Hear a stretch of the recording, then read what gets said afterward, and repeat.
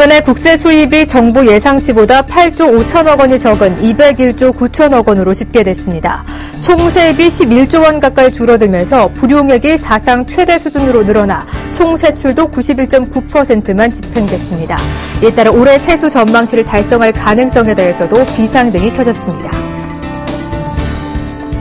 정부와 여당이 대규모 정보 유출을 막기 위해 올 하반기부터 금융정보를 유출하거나 불법 유통하면 최대 징역 10년 또는 벌금 5억 원을 부과하고 금융사의 과도한 고객정보 보유를 제한하기 위해 거래 종료 5년 내 정보 삭제를 의무화하고 최대 수천억 원대의 징벌적 과징금 도입도 하반기 중 시행에 들어갈 계획이라고 밝혔습니다. 코스피 200 옵션 거래 승수 인상 등 규제가 잇따르면서 한국 거래소의 파생 상품 거래량이 2년 만에 79.1%나 급감했고 파생 상품 거래소 순위도 1위에서 11위로 추락해 파생 상품 시장이 고사위기로 내몰리고 있습니다. 동양건설산업은 지난해 1,077억 원의 영업적자를 냈고 당기 순손실은 1,143억 원에 달했다고 공시했습니다. 지난해 매출액은 1,848억 원으로 전년보다 33.3% 줄었고 자산 총계와 부채 총계는 각각 3,414억 원, 4,066억 원으로 자본금 전액 잠식으로 매매 거래가 정지된 상태입니다. 안녕하십니까. 오늘장 내일장의 정혜림입니다. 지난 주말에 발표가 된 미 고용지표가 주식시장에 과연 악재인지 호재인지를 놓고 또 평가가 헷갈릴 정도로 나왔습니다. 간밤에 마감한 미 뉴욕 증시는 상승했지만 국내 시장이 코스피는 오전장 내내 상승과 하락을 번갈아 오가며 홍조 양상 보였는데요. 현재는 상승 움직임입니다. 다행히 1920선 지지해주는 모습입니다. 코스닥도 518선까지 다시 한번 올라선 모습이고요. 하락 출발한 원달러 환율은 미 고용지표 부진에 따른 실망 매물이 나오면서 1,070원대 초반대에서 거래가 되고 있는데요. 이렇게 미 고용지표 부진에 따른 환율의 변동성에 대해 잠시 후에 좀 더 자세히 체크해보도록 하겠습니다.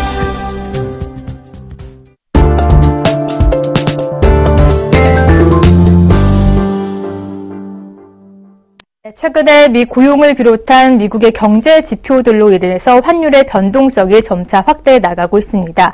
오늘은 미 고용 지표 결과를 두고 해석들이 엇갈리고 있는데 미 고용 지표 부진이 과연 환율 시장에는 어떤 변동성을 좀 가져오게 될까요? 오늘은 삼성선물의 전승지 연구원과 함께 자세한 얘기 나눠보도록 하겠습니다. 안녕하십니까? 예, 안녕하십니까. 네, 먼저 간밤에 미 고용지표 결과가 나왔는데요. 부진하게 나왔습니다. 시장의 이 해석은 다소 엇갈리는 반응도 있는 편인데요. 글로벌 이 달러 환경부터 좀 짚어볼까요? 예, 일단 미국 고용지표 부진에도 불구하고 글로벌 환시에는 눈에 띄는 큰 변화는 없었다고 볼 수가 있겠습니다. 말씀하셨듯이 고용지표의 내용에 대해서 실업률은 하락을 했고 노동시장 참여율은 상승을 하는 등 좀 긍정적인 부분도 있다 이렇게 이제 이런 주장도 있고요. 또 고용 부진이 혹한에 따른 일시적인 요인에 기인했다는 그런 인식 등으로 인해서 일단 전체적인 시장 영향력은 축소되는 모습입니다. 글로벌 환시 동향을 보자면은 달러는 엔화를 제외한 주요 통화대의 약세를 보였고요.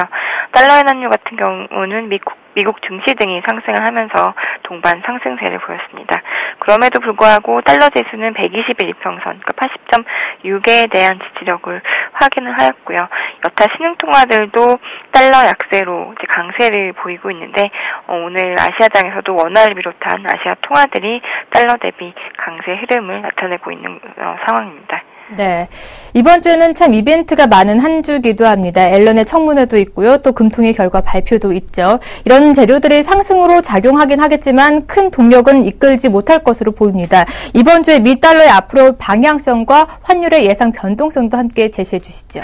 예, 일단 사실 이벤트는 많긴 하지만은 당분간 그 방향성을 제시할 강한 모멘텀은 없는 상황이라고 볼 수가 있겠습니다. 그래서 글로벌 달러가 방향성을 잡을 수 있는 그런 이제 변수들이 첫째로는 미국 경제 지표가 아주 강력하게 나오거나 또는 두 번째는 이 시비를 비롯한 여타국의 통화 완화가 부각되거나 세 번째로는 신흥국 불안이 다시 재개된 이런 것들을 기대해 볼 수 있겠지만은 현재로서는 단기적으로 강하게 부각될 요인은 하해 요인 모두 크다고 볼 수는 없겠습니다. 단기적으로는 금주 옐런 의장의 청문회와 또 이번 주 금요일 발표될 4분기 유로존 GDP 성장률을 통해서 3월 22일 통화정책 회의 방향에 대한 반응 등이 단기적인 변수가 될 수 있을 것으로 보여집니다. 그럼에도 불구하고 어쨌든 미국이 테이퍼링을 하고 여타 국가는 통화정책 차별을 확인하면서 달러 지수 80선의 지지력은 확인해 갈 것으로 예상이 됐고요. 달러 환율은 일단 하단에서는 잠재되어 있는 신흥시장 불안, 그리고 계절적으로 1분기 경상 흑자가 좀 많이 줄어드는 시기인데 계절적으로 취약한 수급과 또 외국인이 오늘도 주식을 팔고 있는데 강하진 않지만 완만하게 주식을 꾸준히 매도하면서 환율에는 하단 지지력을 제공하는 요인으로 작용을 하고 있습니다. 그럼에도 불구하고 원화의 건전한 펀더멘털이나 또 외국인의 완만한 채권, 원화 채권 매입세 등으로 인해서 환율의 상승폭도 좀 제한될 것으로 보여지고요. 당분간 1,055원, 95원 사이에서 변동성을 확대하는 그런 흐름을 이어갈 가능성이 높다고 판단이 됩니다. 이번 주에는 국내 증시 이벤트도 예정이 돼 있습니다. 주 후반에 옵션 만기일과 한국은행의 금융통화 결정이 이제 나오게 되는데요. 금통위 결정으로 인해서 환율 예상 시나리오는 또 어떤지 궁금합니다. 어떻게 예상하시나요? 예, 사실 금통위 결과가 환율에 큰 영향을 미칠 가능성은 상당히 좀 낮다고 보고 있습니다. 일단 이번 주에 통화정책 변경 가능성도 낮고 또 하는 총재의 임기도 이렇게 많이 남지 않아 있기 때문에 총재 기자회견에 따라서 환율의 변동성을 확대할 가능성도 낮다고 생각을 하고 있습니다. 그래서 오히려 뚜렷한 모멘텀이 부재한 가운데 외국인이 주식을 지속적으로 매도할 것인지, 그리고 최근에 보면 이제 신흥통화를 비롯한 아시아 신흥통화의 움직임에 환율이 많이 이제 반응을 하고 있는데 아시아 통화 움직임에 따라서 이번 주는 그냥 1,070원 부근의 제한적인 등락을 이어갈 가능성이 높다고 판단을 하고 있습니다. 네, 오늘의 환율 이야기 삼성물산의 전승지 연구원과 함께 했습니다. 삼성선물의 전승지 연구원과 함께 했습니다. 오늘 말씀 고맙습니다. 예, 감사합니다. 네. 이렇게 환율 동향에 대해서 한번 짚어봤고요. 이어서는 이번 주 현지 시각으로 11일에 자넷 앨런 신임 의장의 첫 의회 연설이 있습니다. 그렇다 보니 시장의 눈과 귀가 자넷 앨런의 입에 쏠리고 있는데요. 어떤 발언을 내놓게 될지 잠시 후에 뉴스클릭에서 함께 하시죠.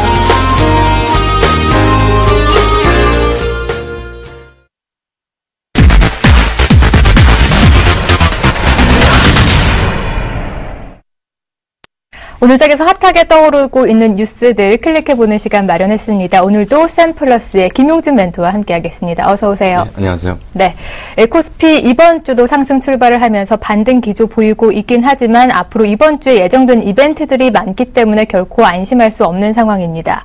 그중에서 오늘 클릭한 뉴스는요. 앨런의 입에 쏠리는 시작의 눈이라는 뉴스 좀 더 자세히 들여다보도록 하겠습니다.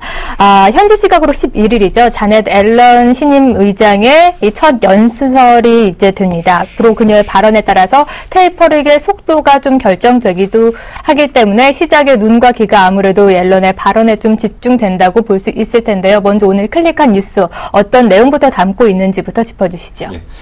일단 크게 두 가지 정도로 좀 정리를 할 수 있습니다. 이제 이번 주에 이제 앨런의 얘기가 이제 처음 첫 의회 발언이 있다라는 거 하나고요. 네.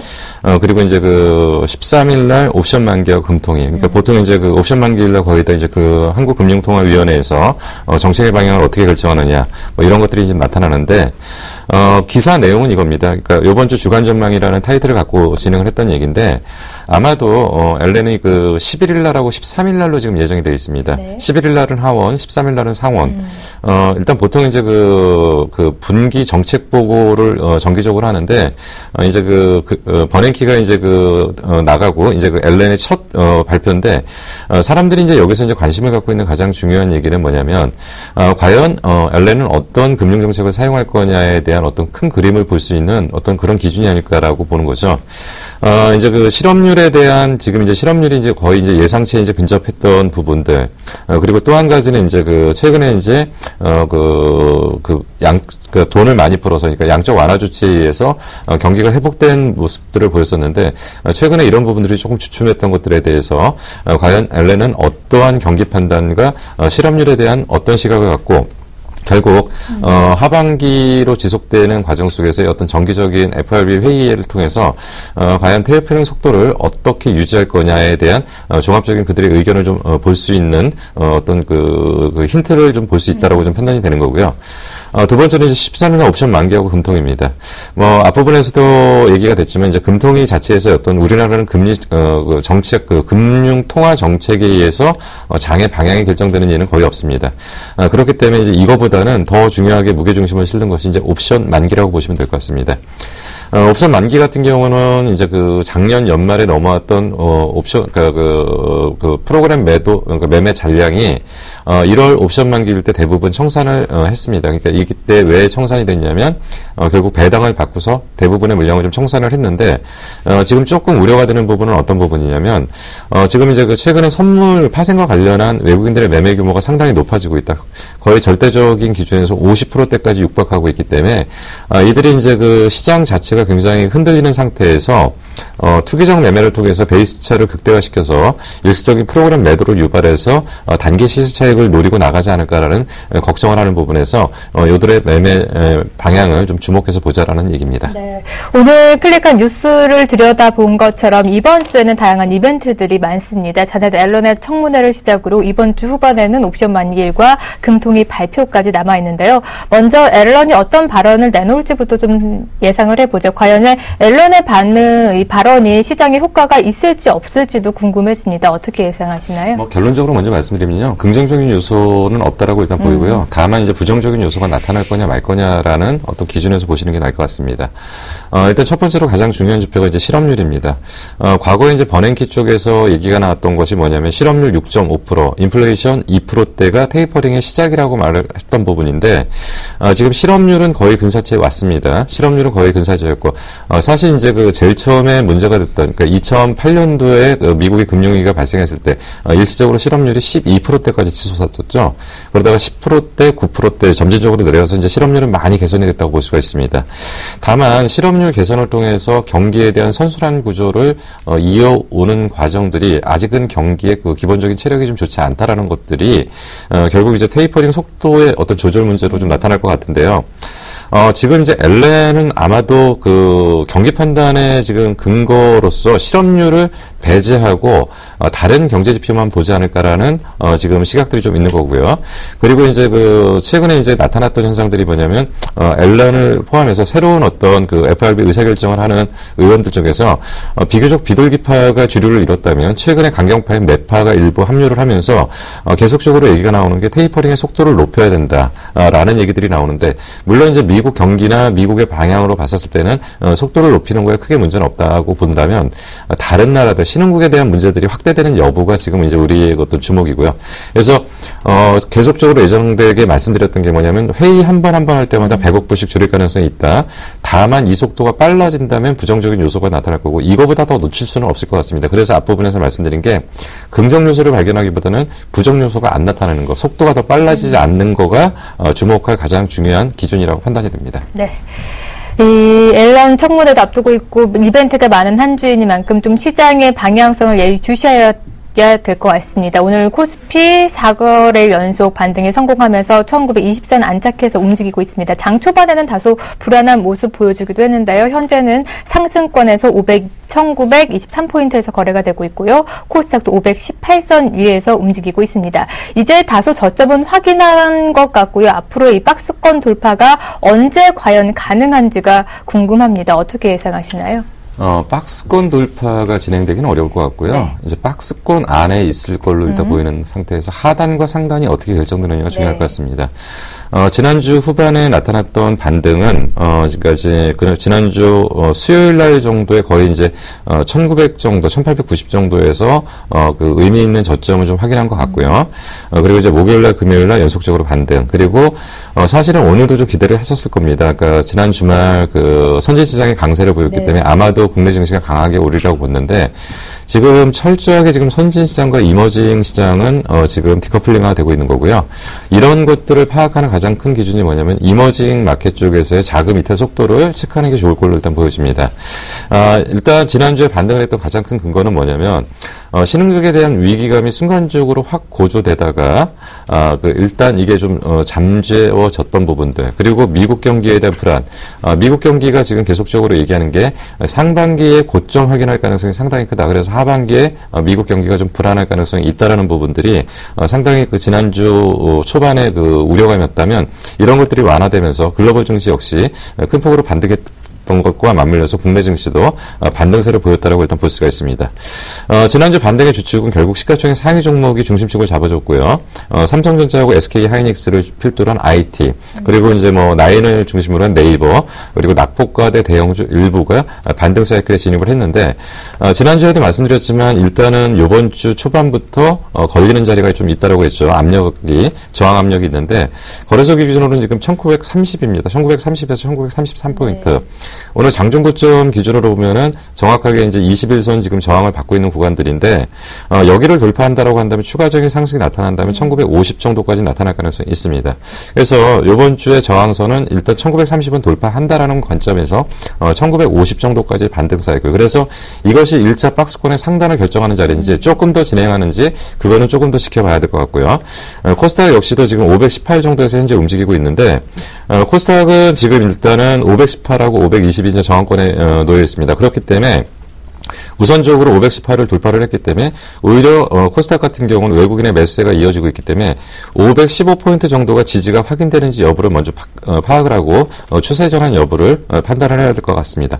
결국 지금 주 후반에는 각종 이벤트들이 시장에 긍정적인 요소가 미칠지는 확인하기 어렵기 때문에 주 후반으로 가면서 보수적 관점에서 대응하는 것이 좋을 걸로 판단이 됩니다. 네, 먼저 코스피는 1930포인트 1차 저항대라고 보셨고요. 이 코스닥은 510포인트 외국인의 순매수를 계속 해오기 때문에 515포인트가 지지가 확신이 돼야 다음번 돌파가 가능하다라고 보셨습니다. 오늘 클릭한 뉴스 마지막으로 한 줄로 좀 정리를 해볼까요? 네, 일단은 주 후반에 불확실성 확대될 거다. 그래서 옵션 만기하고 미국의 통화 정책 잘 지켜보고서 대응을 하자라는 얘기가 가장 중요한 전달 사항이고요. 네.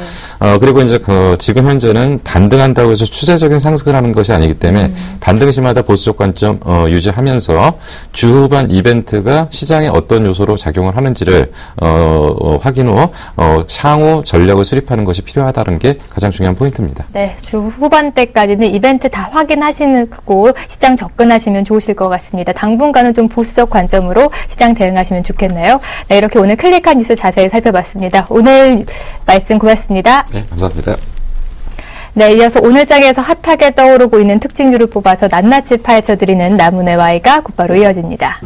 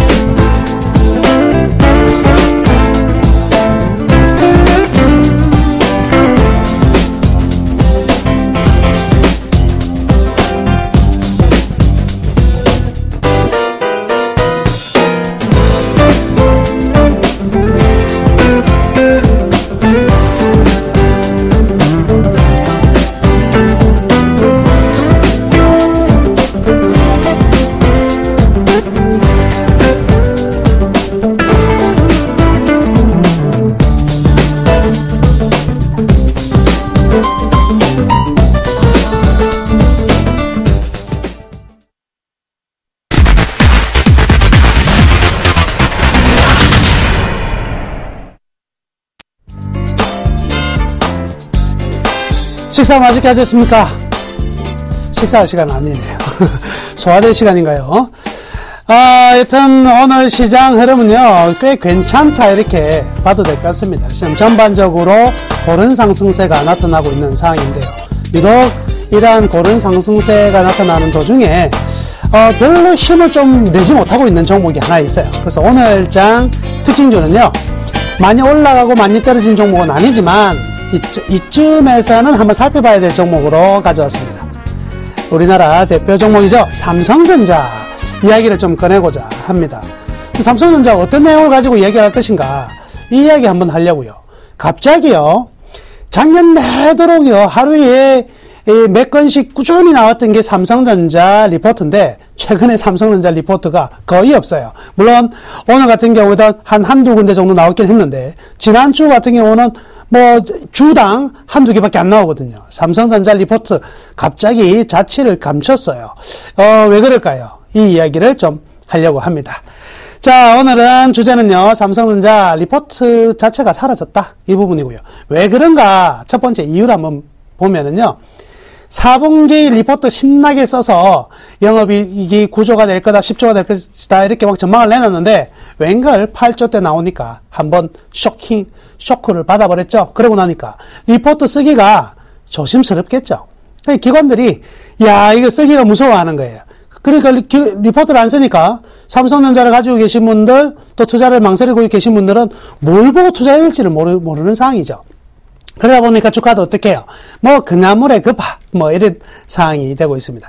우선 이제 기대할 수 있는 부분도 갤럭시 S5가 이제 출시가 임박되어 있는데요. 그런데 아직까지 이번에 지금, 어느 정도의 어떤 그 틀이 나왔는데, 이 시장의 반응이요, 썩 그렇게 좋지가 못하네요.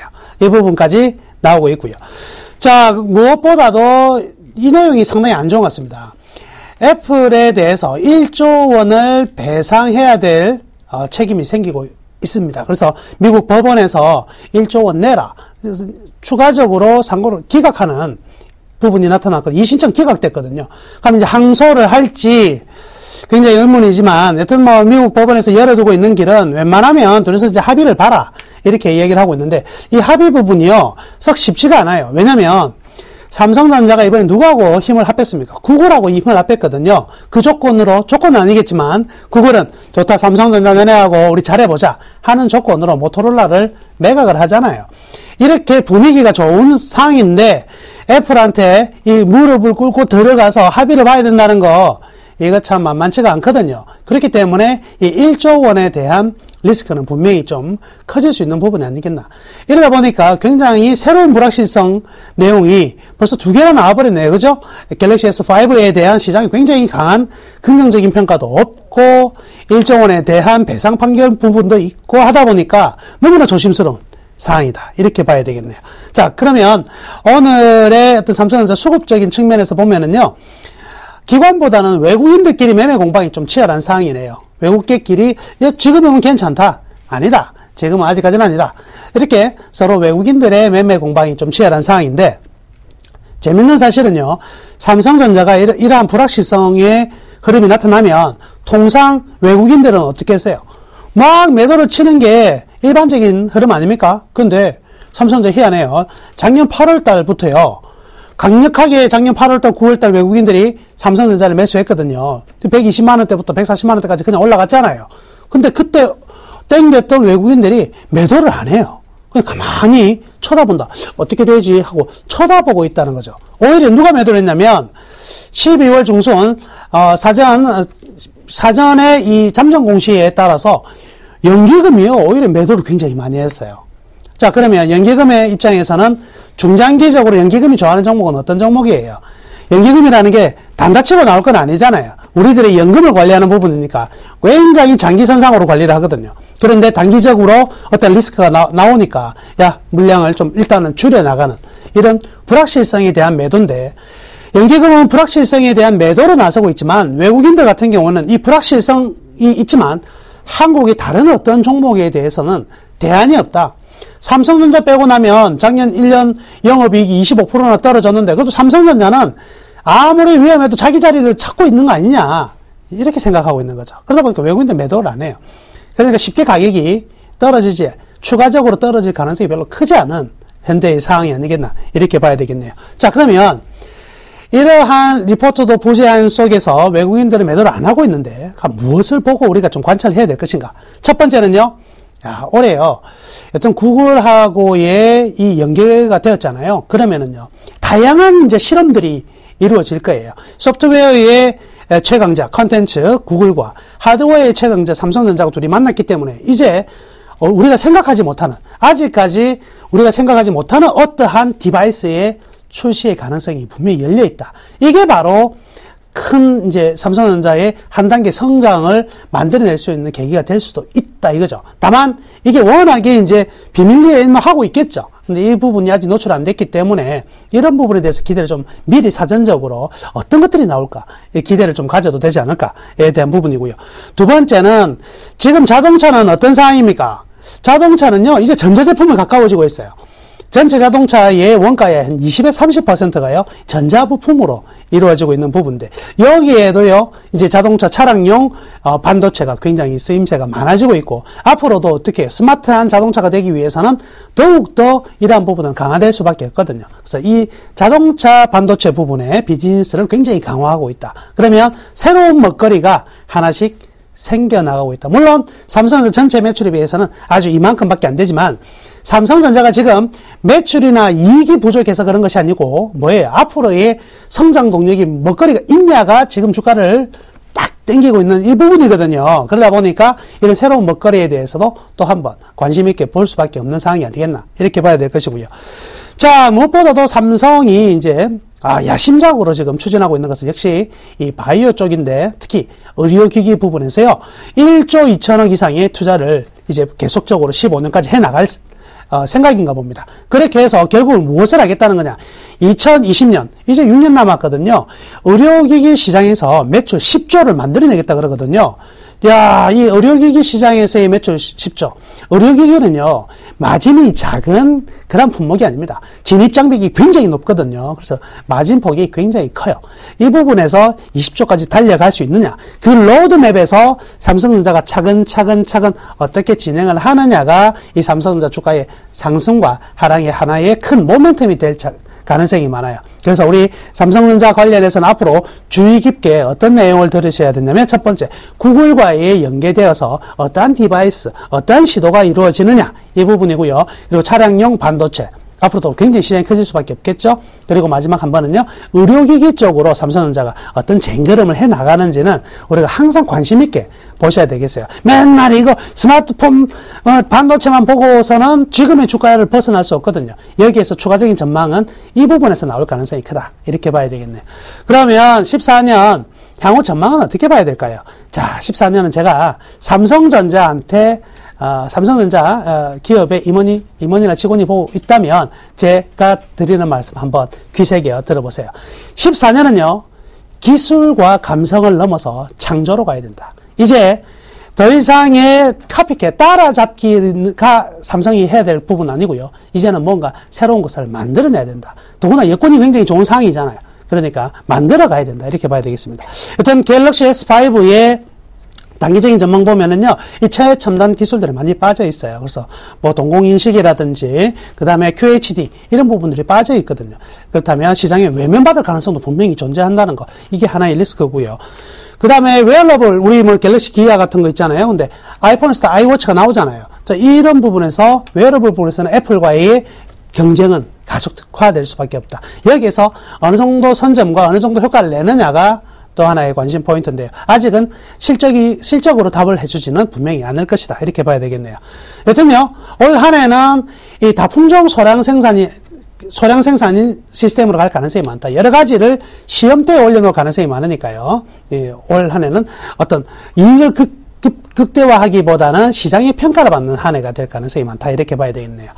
자, 그러면 우리는 삼성전자를 어떻게 대응을 해야 되겠느냐. 일단은요, 삼성전자는 매수를 보류하자. 그리고 가지고 계신 분들은 아예 나 상속할게 라고 생각을 하고 장기간 가져가는 거는 좋을지 모르겠지만, 올 한 해 1년 안에 어떤 승부를 보려고 한다면 삼성전자는 시장 수익률 대비 상승 초과 이익을 내기에는 분명히 쉽지 않은 종목이다. 이렇게 말씀해 드릴게요. 그러면 삼성전자보다는요, 오히려 지금 부품주 쪽이 이 주가의 상승분을 통해서 이익을 내기에는 좀 나은 상황이 아니겠나. 이렇게 봐야 되겠습니다. 삼성전자 불확실성이 너무 큰 상황이죠.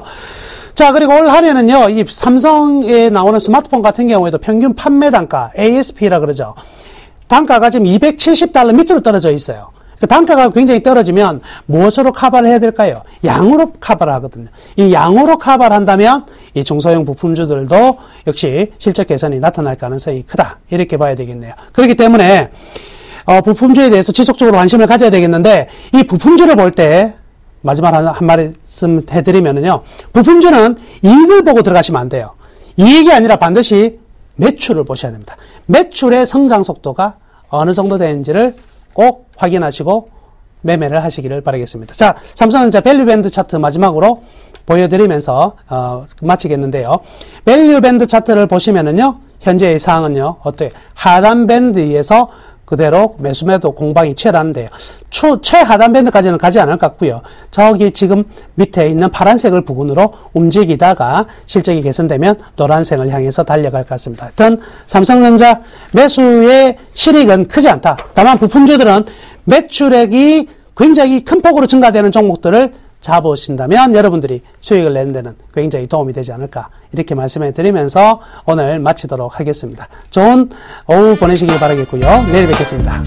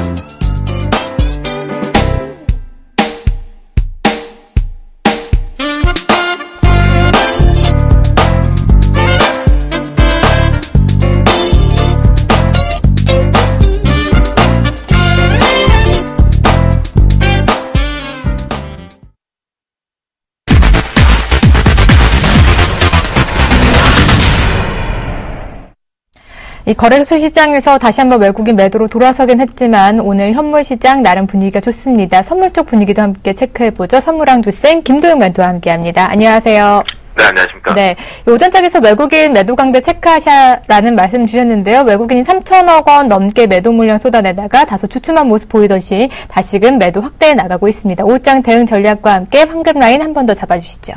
네, 일단 오전장 황금 라인에서 여러분들께 저가 부분 그리고 황금 라인 밑에 있긴 하지만 매수 쪽을 보자라고 말씀을 좀 드렸고요. 그 부분이 다시 한번 성공을 했습니다. 하지만 위로 더 강하게 가지는 못하고 있는데요. 그건 아무래도 앞에서 말씀해 주신 바와 마찬가지로 외국인들의 수급 변화 때문에 그런 것 같습니다. 현재 시장은 전반적으로 눈치를 보면서 횡보를 옆으로 갈짓자를 지고 있다. 개걸음 장세다라고 보시면 좋을 것 같은데요. 그 이유는 이번 옵션 만기가 이제 곧 코앞에 다가와 있습니다.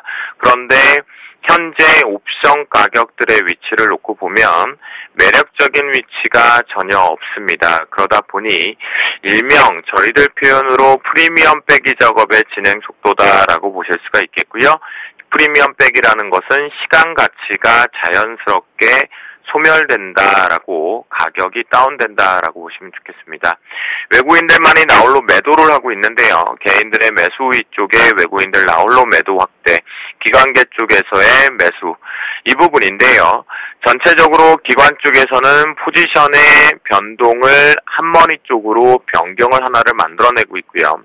외국인들 주도를 하고 있다기보다는 역시 앞에서 말씀드렸던 눈치 관망세를 지속하면서 개인과 기관계 쪽의 매수세를 받아주는 형태만 있습니다. 역시 오늘도 시장은 전체적으로 종목의 힘에 의해서 시가총액 상위권 종목들의 흐름에 의해서 움직인다라고 보시면 좋겠고, 아마도 좀 발빠른 우리 투자자분들, 시청자분들은 그렇다고 한다면 마지막 오늘 한 25분 남은 정도까지 선물의 동시효과까지 감안하면 30분 정도까지 어떤 것만 보고 수급을 보지 않고 어떤 것만 보고 매매를 해도 수익을 또 챙길 수 있겠구나라고 확인해 보실 수가 있겠고요. 옵션 쪽의 시장을 보면 콜옵션 쪽 개인들만이 매수세, 외국인과 기관계 매도세 그렇게 크지도 않고 거래가 되고 있겠고요.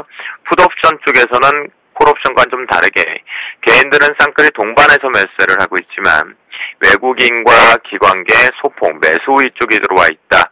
라고 볼 수가 있겠습니다. 전체적으로 지금 오후장에 북한발 얘기가 좀 나오긴 했는데 변동은 좀 없는 것으로 파악이 되어 있겠고요. 프로그램 쪽이 조금 발목을 잡고 있는데 그나마 시가총액 상위권 종목군들 쪽으로 많은 물량이 출회가 되지 않고 오히려 일부 시가총액 종목군 쪽으로는 프로그램 매수가 유입되고 있습니다. 그렇다고 한다면 비차익 쪽의 바스켓에서 지수와 연동이 없는 쪽으로의 매도 카드가 조금 있다라고 보시면 좋을 것 같겠고요.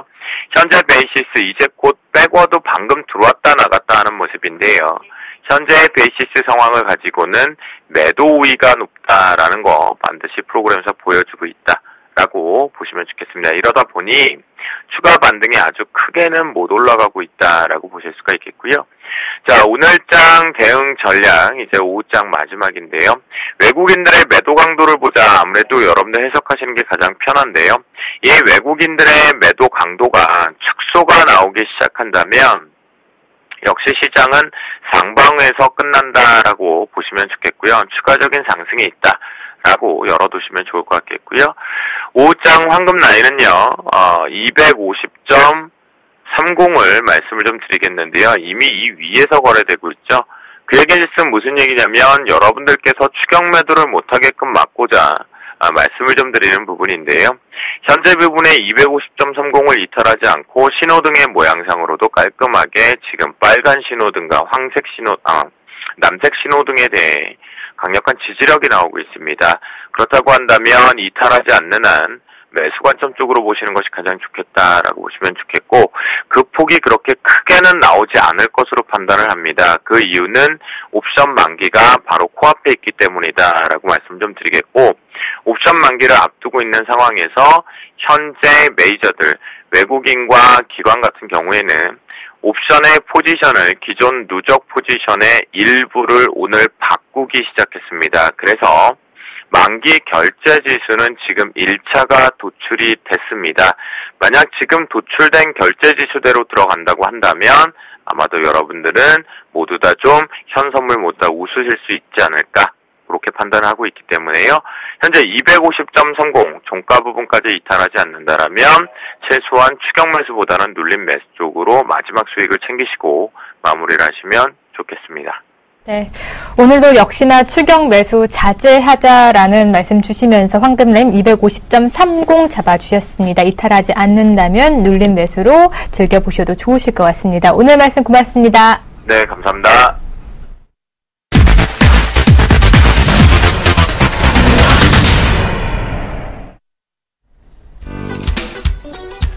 안녕하십니까, 김선율 멘토입니다. 자, 시장이 잘 타다가 약간 주저앉다가 다시 갑니다. 자, 어떻게 해석을 해야 될까요? 근데 시장이 분명한 것은 개별 장세입니다. 개별 장세. 정말 중요하게 보셔야 돼요. 확실하게 시장은 개별 장세, 개별주 위주로 종목들이 빠르게 움직이고 있거든요. 그 흐름에 좀 동참을 하셔야 됩니다. 아셨죠? 그래서 당분간 시장 횡보하면서 움직일 겁니다. 하지만 이런 횡보장은 저는 굉장히 좋아합니다. 왜냐하면요, 횡보장에서 정말 잘 가는 종목들은 수급과 실적이 있는 종목들, 선택만 잘하면 정말 잘 먹고 나거든요. 대신에 수익은 5에서 10%로 좀 타이트하게 먹으면 정말 괜찮습니다. 그래서 제가 최근에 수익률이 정말 하늘을 날고 있는 겁니다. 그렇죠? 잘만 따라오시길 말씀을 좀 드려볼게요. 자, 안내 말씀드리고 하겠습니다. 제가 이 시간에 항상 종목 상담도 같이 조금 병행하고 있습니다. 번호를 조금 띄워드릴게요. 자, 013-3366번에 0110번으로 문자 주시면 됩니다. 문자 주시면요, 제가 바로바로 실시간으로 상담해 드릴 테니까요. 보내주시면 돼요. 자, 먼저 오늘 그 백점주 보기 전에요. 오늘은 이제 두 종목을 제가 좀 정리를 하겠습니다. 먼저 KG 이니시스가 목표가를 달성을 했어요. 이 종목부터 오늘 정리하고 그 다음 솔리드 얘기를 좀 해드린 다음에 본격적인 얘기를 좀 해드리고 오늘 가지고 나온 종목도 제가 말씀을 좀 드려보겠습니다. 자, KG 이니시스라는 종목 어떻게 대응하셨나요? 목표가가요 19,500원이었습니다. 그렇죠? 오늘 정말 흐름이 좋았어요. 그런데 이미 전날 금요일에 3% 이상 올랐었거든요. 상당히 좋게 올랐죠. 그래서 지금 한 6% 이상 목표가 달성을 하고 있는 상태. 지금 정리하셔도 5% 이상 가져가실 수 있는 종목입니다. 잘 매수하시고 들고 계셨더라면 지금 5% 수익 중이라는 소리죠. 그래서 저는 이 종목 지금 상황에서 정리를 하도록 하겠습니다. 그래서 지금 당장 정리도 괜찮고요. 그렇지 않다면 내일장에서 판단하시고 정리하시면 되고, 제가 또 KG 모빌리언스도 같이 말씀을 드렸잖아요. KG 모빌리언스는 어떻게 되고 있습니까? 잠깐 볼까요? 6% 이상 급등을 합니다. 그런데 KG 모빌리언스는 그쵸? 금요일날 안 올랐어요. 이니시스만 올랐어요. 그래서 오늘 결론은 두 개 다 비슷한 수익이 나고 있는 상태입니다. 그래서 조금 더 갈 수 있는 가능성이 있지만 정리하도록 하겠습니다. 아까 제가 뭐라고요? 5에서 10% 먹으면 그냥 깔끔하게 정리하는 게 낫습니다. 이런 장은. 그래서 정리하시라고 제가 의견을 드려보고요. 아마 또 제가 가지고 나올 수 있을 것 같아요. 왜냐하면 갤럭시 S5 모멘텀 있으니까요. 그래서 일단 정리하고 다시 한번 노려볼게요. 자, 그 다음 종목입니다. 자, 솔리드인데요. 이 종목 목표가가 8,000원입니다. 네, 지금 현재 수익이 한 7% 정도 나고 있는 상황이에요. 더 나고 있을 것 같아요. 지금 플러스권이기 때문에. 제가 마이너스일 때, 작가님에게 정리를 하자고 말씀드렸던 종목인데, 자, 지금 현재 0.2% 정도 올라가고 있습니다. 자, 그런데요. 제가 이 종목을 추천했던 이유는 바로 이 양호한 수급 때문이었습니다. 그쵸? 수급이 정말 많이 들어왔어요. 퍼펙트한 수급이었습니다. 그래서 수익을 정말 잘 냈어요. 그런데 제가 더 갈 수도 있을 거를 왜 욕심을 내지 않고 왜 김홍준 멘토는 정리를 하지? 의문을 줄 수가 있는데 수급 보겠습니다. 자, 솔리드 수급인데요. 외인은 좀 매수가 잘 들어오는데 기간 매도가 오늘 좀 잡힙니다. 투신권 매도세가 좀 보여요. 요게. 전 이게 좀 마음에 안 들어요. 그냥 7% 먹었고 투신권 매도세 좀 나와서 또 나왔다가 잠깐 다시 또 매수로 들어올 수 있겠지만 욕심내지 않겠다는 겁니다. 욕심내지 않고 이쯤에서 추천해가지고 여기서 잘 먹었잖아요. 그렇죠? 7%면 만족하자는 소리입니다. 그래서 모빌리언스가 아니고 인시스 정리하고 솔리드도 깔끔하게 치고 가자. 그리고 제가 지난 시간에 금요일날 이 종목 제가 팔고 나갔잖아요. 원익 IPS. 아마 오늘 장에서 정리하셨으면은 마이너스 2% 정도 손해를 보셨을 것 같아요. 자, 이것도 정리한 이유가 뭐죠? 수급이 갑자기 안 좋아지니까 정리하는 겁니다. 솔리드 더 갈 수 있겠지만 그냥 욕심내지 않겠습니다. 아셨죠? 두 종목 깔끔하게 수익 실현하고 가도록 하겠습니다. 뭐 로만손이나 여타 뭐 루멘스 정말 잘 가고 있는데 그 종목들은 조금 더 봐도 될 것 같아요. 루멘스 같은 경우는 지금 오늘 장에서도 잠깐 볼게요.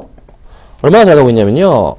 3% 이상 치고 올라갑니다. 루멘스요. 아우 좋죠? 이거 종가 추천해가지고 11,200원 매수하고 가져가고 있습니다. 벌써 550원이 올랐어요, 여러분. 아우, 정말 많이 올라오고 있죠?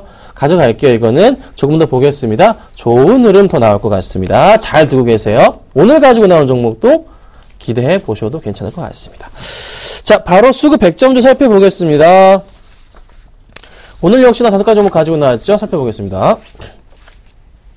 자, LD디스플레이, 삼성, 중공업, 게임빌, 루멘스가 있고요. 이니시스가 있네요. 게임빌. 제가 오전에 컴투스 추천드렸잖아요. 지난 시간에 컴투스 추천드렸는데 목표가 달성을 오후에 했습니다. 그래서 아마 내일 제가 오전장에 컴투스 같은 종목은 또 3% 깔끔하게 먹고 나올 수 있을 것 같아요. 아, 요즘 잘 맞춥니다. 잘 따라오세요. 자, 살펴볼게요. LD 디스플레이입니다. 자, 오늘 2% 이상 치고 갑니다. 최근에 이거 제가 추천드렸다가 빠져나왔던 종목이에요. 갑자기 좀 많이 밀리길래. 자, 그래서 다시 갑니다. 다시 가는 이유? 뭐가 있을까요? 확실하게 이 종목은 이제 바닥을 찾았다는 생각이 좀 듭니다. 리스크랑 리스크 다 나온 상태이고요. 주가 흐름 자체에서 볼 때 제가 포인트로 잡았던 부분은 바로 이런 포인트였어요. 제가 선을 지금 2개 긋고 있는데요. 이 포인트 내에서 하단, 상단, 하단, 상단, 하단, 상단, 하단 이 포인트를 반복한다는 거죠. 그래서 뚫고 내려가서 제가 정리를 이때 들어갔는데 다시 올라오려는 신호가 나타나줍니다. 그리고 수급까지 좋아지고 있어요. 그래서 좋은 포인트가 나올 것 같네요. 그래서 역시나 관심군에 넣어둬야 되는 종목이기 때문에 제가 가지고 나와봤고요. 자, 그 다음 종목은요. 자, 삼성중공업입니다. 자, 오늘 4.5% 올라갑니다. 네, 상담을 해드렸던 종목인데요. 갈까요? 못 갈까요? 자, 결론만 말씀드리죠. 이 종목 중장기적으로 볼 때는 갑니다. 대신에 타이밍이었는데 지금 최근에 네, 여의도 쪽 얘기를 좀 들어보자면 제가 또 많은 분들 알고 있겠죠? 지금 삼성중공업 조선주에 좀 관심을 가지시는 것 같아요. 지금 시점 많이 내려왔다. 이제 조금 싸졌구나 라는 판단인 것 같습니다. 그래서 조금 관심권에서 매수가 들어오는 그런 포인트가 생기고 있습니다. 그래서 이게 어떤 의미죠? 바닥 끝, 그렇죠? 상승이건 횡보란 소리예요. 이 타이밍에서 어떻게 모아가도 되겠다. 자, 오늘은 급등해서 약간 무섭다. 그러면 조정 나올 때 매수. 그렇지 않을 경우 나는 몰라. 그냥 중장기를 볼래. 그럼 과감하게 베팅 해도 괜찮다는 소리입니다. 아셨죠? 그래서 상승 쪽으로는 가는데 약간 막 바로 가진 않을 것 같고 약간 지그재그식으로 올라가겠죠. 가지자식으로. 그렇죠? 이제 바닥 찾기는 끝난 것 같습니다. 자, 그 다음 종목입니다. 자, 게임빌입니다. 오늘 8% 올라갑니다. 자, 정말 잘 갑니다. 제가 컴투스와 같이 게임빌을 좋은 종목이라고 지난주 오전장에 추천을 드렸습니다. 자, 컴투스도 왜 아까 제가 목표 가다서 했다 그랬잖아요. 지금 5% 이상 올라가고 있습니다. 퍼펙트하죠. 자, 가는 이유가 뭡니까? 수급 때문이죠. 제가 이 종목을 왜 추천을 드렸냐면요. 컴투스랑 게임빌 같은 경우는 수급 볼게요. 수급이 갑자기 좋아지는 거예요, 이 친구가. 안 좋던 수급이 들어오기 시작합니다. 아주 천천히. 그러더니 갑자기 폭발적으로 증가하면서 오늘 수급까지 굉장히 좋아요. 그래서 주가로 자체가 이렇게 바뀌고 있는 거죠. 그럼 여기서 더 갈 수 있을까요? 더 갈 수는 있습니다. 하지만 욕심은 내지 않기 때문에 그쵸? 네, 어느 정도 먹었으면 정리하고 나가는 게 당연한 거 아닙니까? 너무 욕심내는 건 아닙니다. 5% 이상 10% 가까이 됐으면 이것도 파는 겁니다. 그래서 더 갈 수는 있지만 욕심내지 않고 이 종목도 네, 저희 컴퓨터 같은 거 정리했듯이 가지고 계신 분들이라면은 조금은 수익 보신 분들 정도 보신 가격 그 수익 구간만큼만 정리하시는 것도 괜찮을 것 같아요. 자, 그 다음 루멘스입니다. 자, 루멘스 같은 경우도 오늘 잘 가고 있죠? 뭐 굳이 말씀 안 드리겠습니다. 퍼펙트한 종목, 수급 좋은 종목. 제가 서울 반도체 얼마 간다고요? 10만원 지르고 있습니다. 이유가 뭘까요? 실적, 모멘텀, 모든 게 다 맞아 떨어지고 있어요. 대장주로서 코스닥의 시총을 한번 올려줄 것 같은 그런 종목군들이에요. 아셨죠? 그래서 걱정 마시고 역시나 이 종목 잘 두고 계시고요. 이니시스 좀 정리하긴 했지만 오늘 수급이 굉장히 좋아요. 수급 좋은 날 좀 정리하는 겁니다. 윗골에 달아줬고 그렇죠? 깔끔하게 정리를 하는 게 낫지 않을까 말씀을 드려봅니다. 자, 바로 상담으로 넘어가겠습니다. 상담 문자 번호 다시 한번 좀 부탁드리겠습니다. 자, 013에요. 3366번에 0110번입니다. 아래 번호로 나오고 있는데요. 문자 주시면 상담 제가 바로바로 해드릴 거니까요. 참고하시면 되세요. 자, 상담할게요. 본격적으로. 657님 지금 상담해드리겠습니다. 네, 지금 지켜보세요. 사파이어 테크놀로지 갑니다. 자, 사파이어 테크놀로지 뭐 하는 회사입니까? 왜 주가가 이렇게 빠집니까? 10월달부터. 왜 그렇죠? 애플 쪽에서 그 사파이어 관련한 그 제품군들 알아 적극적으로 만들기로 했죠. 그래서 영향 좀 있는 것 같은데요. 그래도 좀 업황 자체는 나쁘지 않기 때문에 좀 더 갈 수는 있겠지만 확실하게 이 종목을 지금의 그 여러 전문가들과 또 여의도 쪽의 증권가들의 시각을 본다면 얘는 이거예요. 사파이어 걔 뭐 그냥 이런 정도예요. 그러니까 사파이어 그거 이게 아니고요. 사파이어 걔 이런 수준입니다. 그러니까 관심이 없어요, 시장에서. 그렇죠. 그래서 관심이 없다는 거죠. 수급도 볼게요. 수급 보니까요. 역시나 시장에서 관심이 멀어지고 있는 게 눈에 잡힙니다. 자, 기관들의 수급 보세요. 매도세 가격이 진행이 됩니다. 누군가 버리고 있냐고요? 누군가가 버리는 게 아니고 다 팔고 있어요. 다. 연기금, 투신, 금투자 쪽 조금씩 매도세, 보험 쪽. 그러니까 전반적으로 매도세가 강한 흐름이 조금씩 나와주고 있는, 이거 좀 안 좋은 거거든요. 차트 상으로 볼게요. 자, 이 흐름에서 바닥권이 어딘가, 전저점이 어딘가요? 바로 이 포인트입니다. 32,000원. 기다리실 겁니까? 32,000원까지? 비중을 줄이실래요? 시장에서는 관심이 없습니다. 어떻게 하시겠습니까? 설마 다시 반등을 노릴 수 있는 그런 포인트조차 지금 안 보입니다. 어떻게 해야 되죠? 네, 조금은 비중을 줄이시는 게 나세요. 41,500원 매수하셨는데 마이너스 10% 정도 나오고 계셔서 안타깝습니다. 하지만 제가 못 가는 이유 말씀드렸죠. 관심이 없어요. 사파이어? 이게 아니라고요. 사파이어, 그거 이런 겁니다. 아셨죠? 시장에 관심, 수급이 없다는 거 참고하시면 될 것 같습니다. 자, 바이오메드 볼게요. 네, 바이오메드입니다. 매수가가요 47,250원에 2186님. 네, 2186님 안녕하세요. 문자 정말 감사드립니다. 자, 바이오메드는 좀 약간 추격자 느낌이 좀 나네요. 네, 우리 시청자님 너무 따라가신 것 같은데요. 많이 올랐어요, 이 종목. 많이 올라서 매수할 수 있는 가장 좋은 가격이 있었어요. 근데 그 가격에 매수는 안 하셨어요. 볼게요. 종목의 흐름은 이렇게 올라갑니다. 그쵸? 그쵸? 라인 보이시죠? 네, 하단 라인이죠? 지금 라인 볼게요. 어떻게 되고 있죠? 상단입니다. 잖아요. 상단이에요. 밑포인트에서 한번 확대해 볼게요. 확대 갑니다. 자, 여기서 지금 바닥, 가장 싸게 살 수 있는 구간은 제가 지금 동그라미 그리고 있는 이 구간이 가장 싼 구간이라 판단이 되고 있고, 매도를 해야 되는 구간은 네모칸을 쳐드리면 이 포인트에서는 매도를 해야 되는 그런 포인트로 눈에 들어옵니다. 지금 가격 어디죠? 여기. 어떻게? 매도를 해야 되는 포인트로 보입니다. 자, 약간은 위험할 수가 있다는 거죠. 수급 보겠습니다. 수급. 기관들이 조금 매수를 해주면서, 외인들이 매수 잘 해주면서 주가를 끌어올렸어요. 그쵸? 정말 많은 물량 매수해줍니다. 지금은 괜찮아요. 그런데, 외인이든 기관이든 갑자기 많은 물량을 던져주기 시작하면 어디까지? 여기까지. 4만원 깨질 수도 있는 그림이 나타날 가능성이 높아요. 지금 상태를 보면.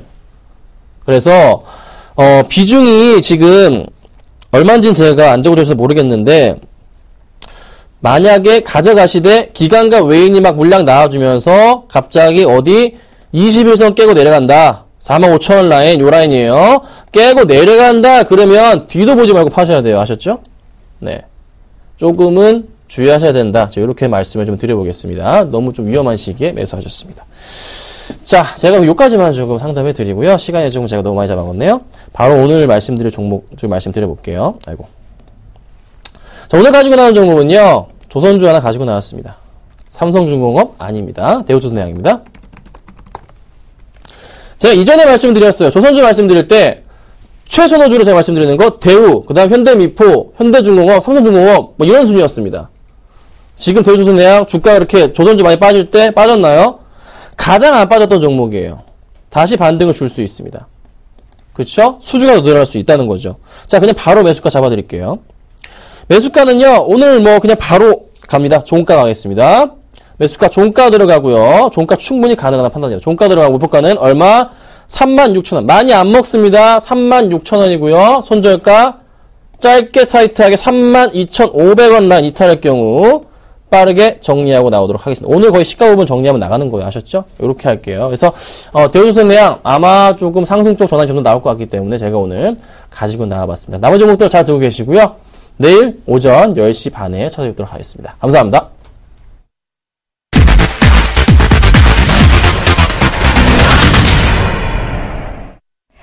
네, 520선 지지해주던 코스피 장 마감 들어서 다시 한번 하락 반전한 모습입니다. 1921포인트까지 내려앉은 모습이고요. 코스닥도 517포인트 위에서 거래가 되고 있습니다.